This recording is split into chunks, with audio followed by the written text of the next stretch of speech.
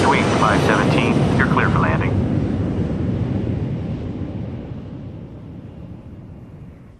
On June the 9th, 1996, they finally get the break they've been looking for. Captain Brian Bishop is on final approach to Richmond, Virginia, when, without warning, his Eastwind jet rolls sharply to the right.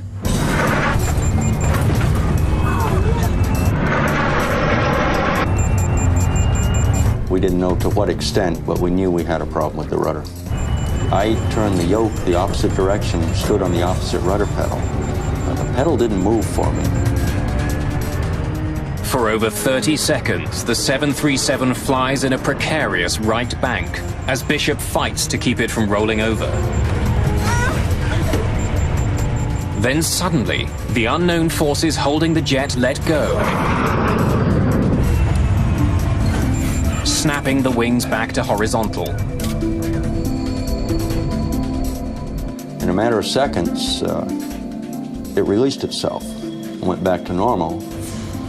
We had started the checklist. Almost before I could finish the sentence, all of a sudden there was just a wham.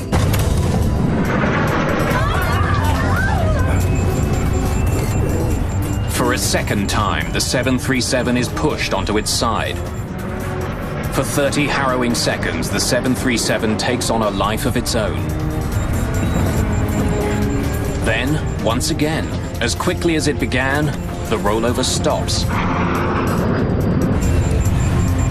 After the second time, I looked at the first officer and I said, "Declare an emergency. Tell the controller we have flight control problems."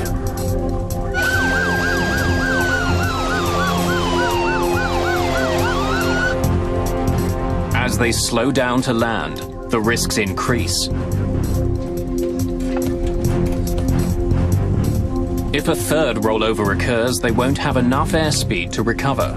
I did at some point tell my first officer to look out the window and find a dark spot. It was nighttime and we were looking to avoid a neighborhood or a populated area. And he very calmly responded that, "Hey, here's a spot over here."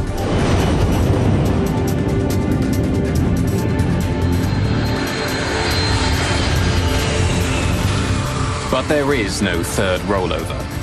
Bishop brings Flight 517 in high and fast and lands safely. Taxiing in is when I realized my legs were shaking. We got the aircraft to the gate, and I did pick up the PA to make an announcement to try to explain what had just happened to these people. And on picking up their microphone, I realized there was nothing I could say to make this any better. And probably for the first time in a long time, I was at a loss of words. So I simply put the microphone down and let it go at that.